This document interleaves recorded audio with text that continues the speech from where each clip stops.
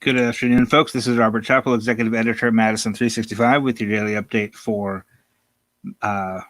what's today? Thursday, February 4th.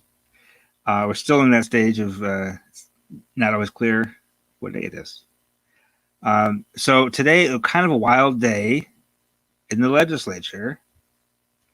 And I had to give credit where it's due to Scott Bauer, who's been covering the state capitol for the Associated Press for many, many years. He was the Capitol Bureau chief when I was back when I was the PR guy for the lieutenant governor back in 2006. So he had already well established. So he's been around a long time. He was covering the legislative proceedings today, and I was following him on Twitter because I did not think it would go down the way it did.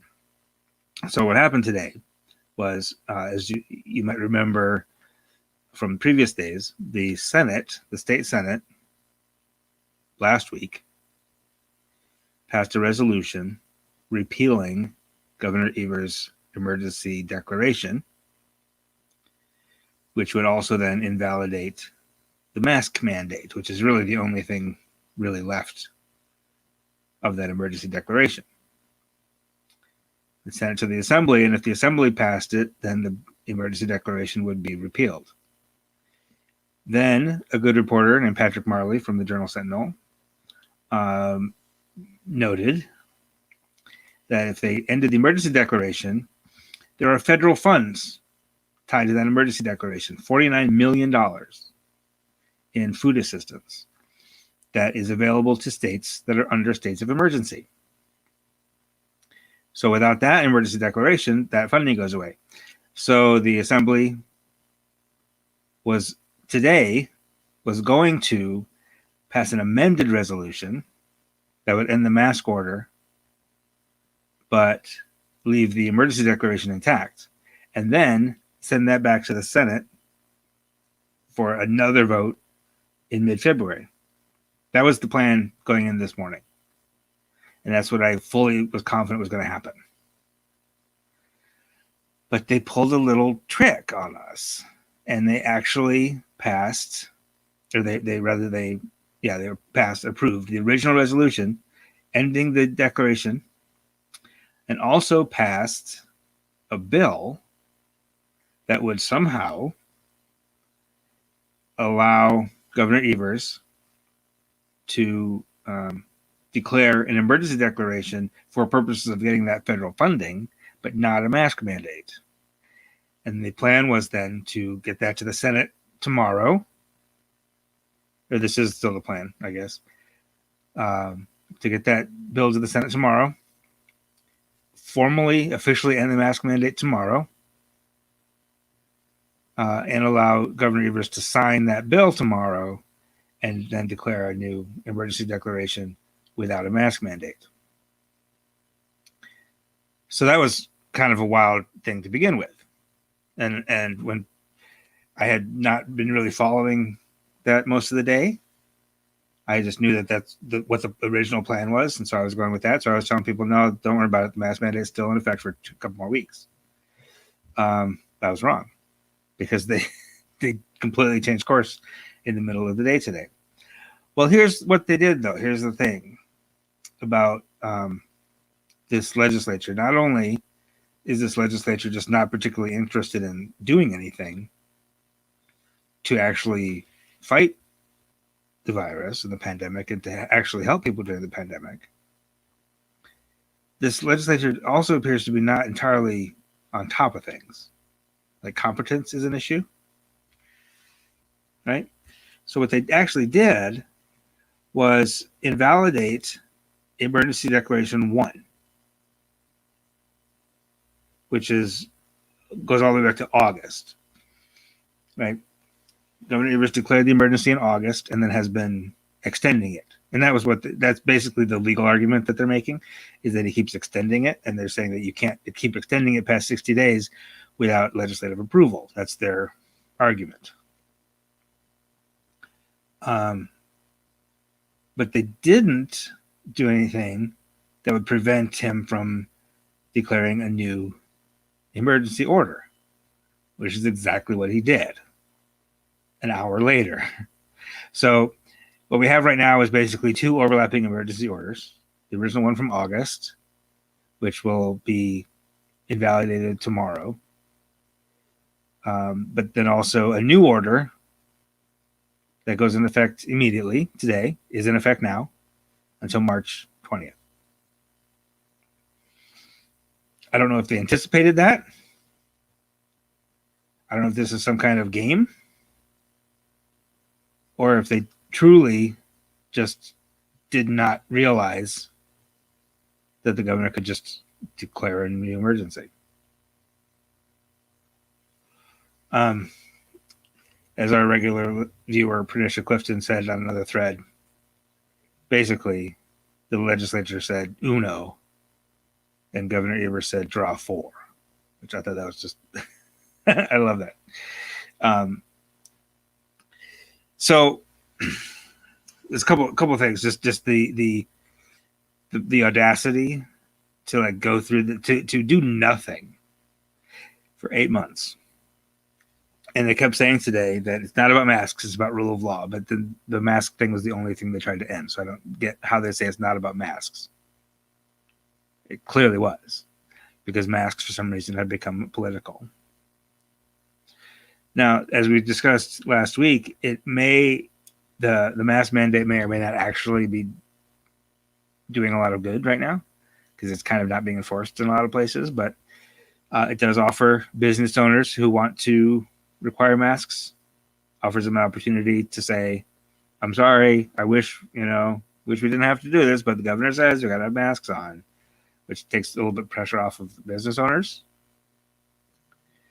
So I can see why it's valuable from that standpoint.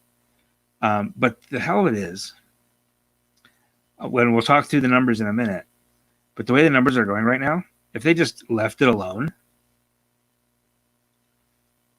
in another month or maybe less, we'll be at the point where we probably don't need the mask order anymore. Like the current order that they repealed, they probably just could have let that expire. Because by the time March comes around, the way things are going right now, we probably won't need a mask mandate in another month or two. Right? Because masks do actually work. Everything we're doing actually kind of works. So if they just left it alone, the way they've been doing it for the last 10 months, the mask mandate would have gone away without this whole farce of what they're doing. So, and the hell of it is, like, the other part of it that I don't get is these Republican legislators will not be in danger of being unelected because the state is so gerrymandered. There's no such, every seat in the state legislature is basically safe.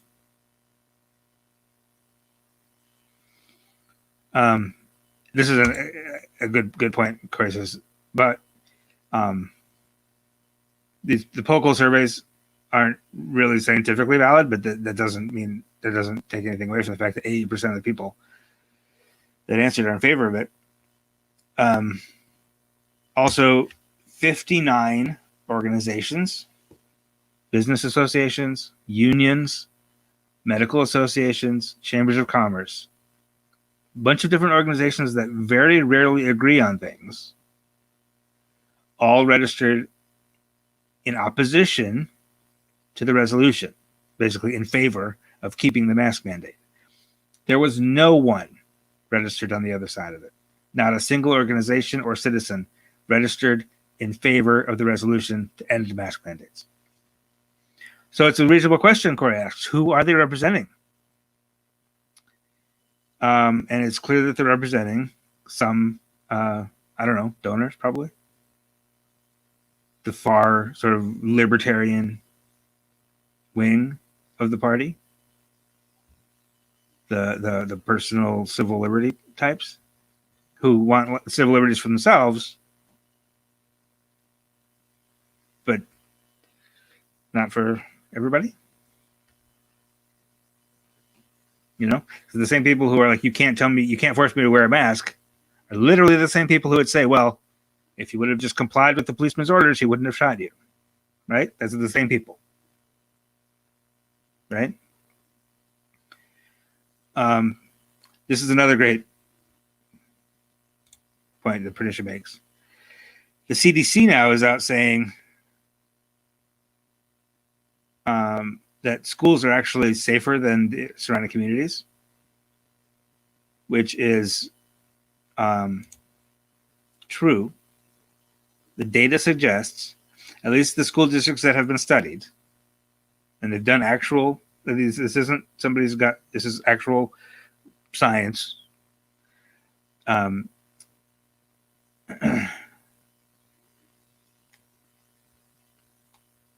Gisela, that's another good point that Gisela makes, and I'm going to get to that in just a second. So I appreciate you bringing it up, because that's actually really true.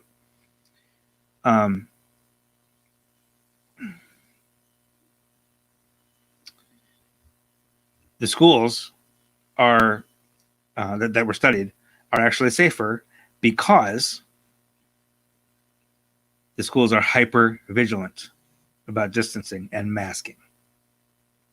Right?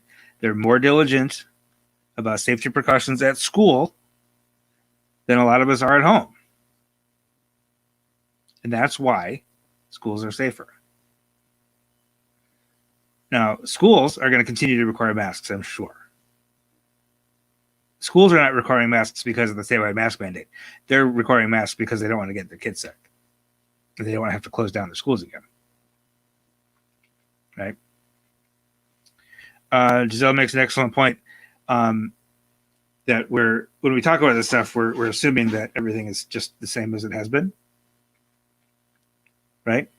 And that but the fact is that we have new strains that are more contagious. Right? We talked about this a couple weeks ago. They're not necessarily more deadly to you, as they're not more dangerous to the individual, but they're more dangerous to the population because more people will catch them. Yes, Patricia asks, can public schools enforce without a mandate? Yes, they absolutely can. Yes, the repealing the statewide mask mandate would not affect a school district, or for that matter, a county or a city enacting their own mask mandates. So without a state mask mandate, public school districts, counties, cities, villages, towns can still have their own orders. But back to Giselle's point here, this is absolutely important to understand that there are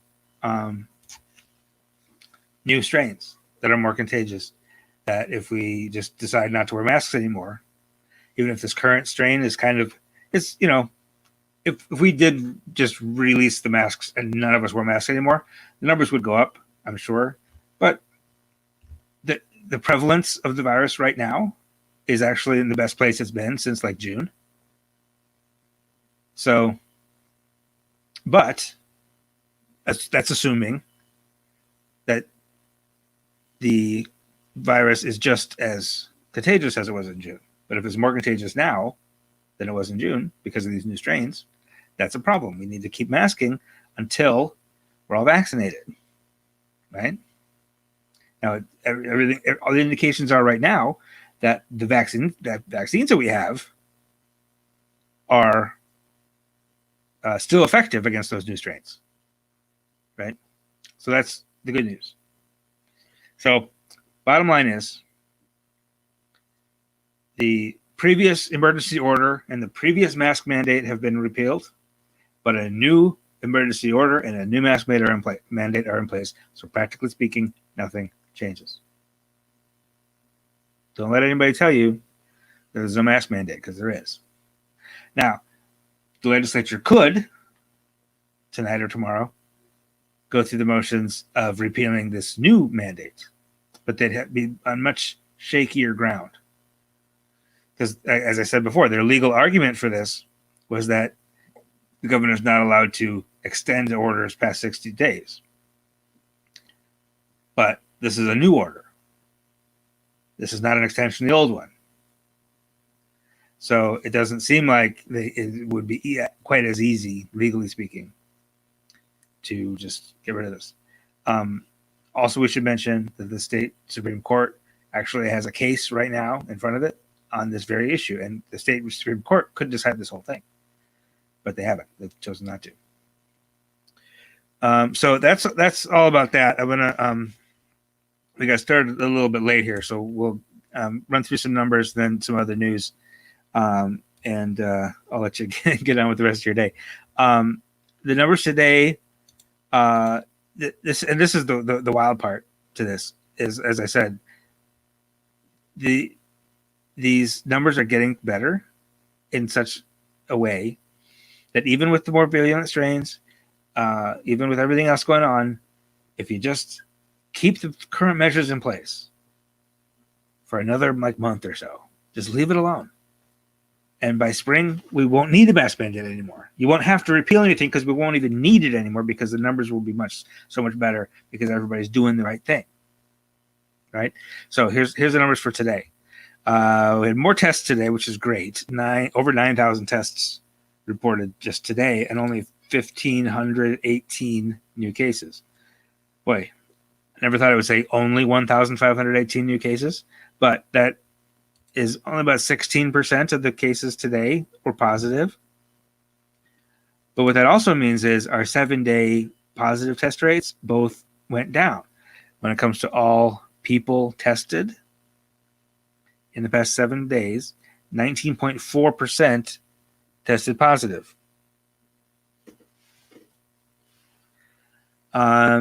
All tests, which is the even more important number, 4.9% of all tests in the past 7 days return positive results. So that's very good. That's the lowest that's ever been since they've been reporting it. And that needs to get down below 3, really, before I would feel really comfortable that everything's kind of good.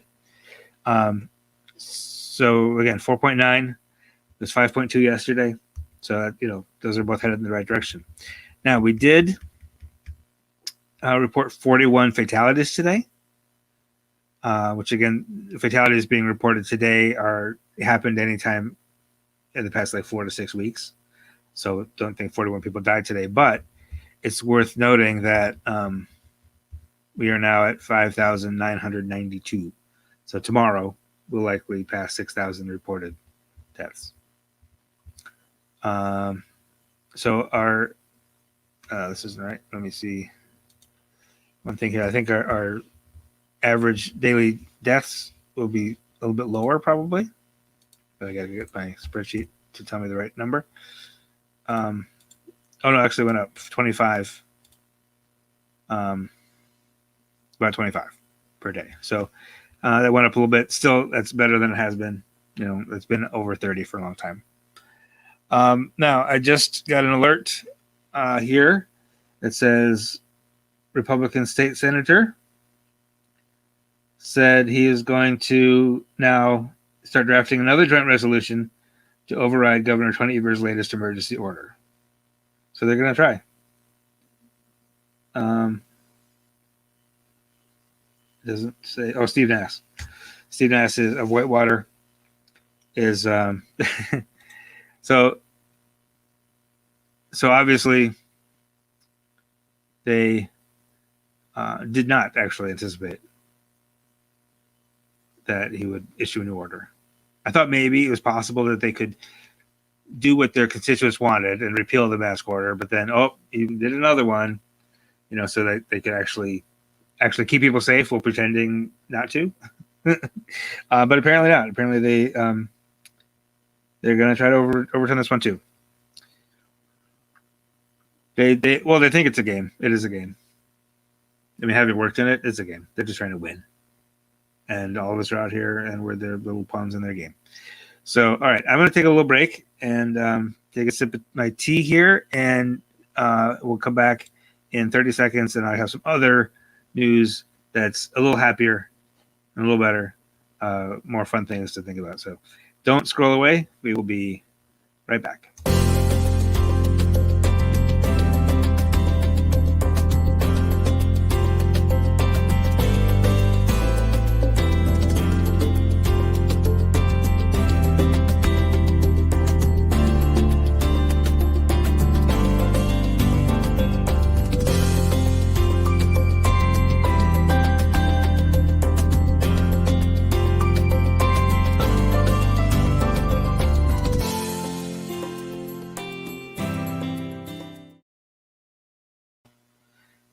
Thanks for sticking with us. In other news today, this is a COVID-related story, but the Boys and Girls Club of Dane County, if you know Michael Johnson, the CEO of the Boys and Girls Club, he's kind of quite remarkable when it comes to like fundraising and getting donations and stuff. So he keeps getting these massive donations of masks and hand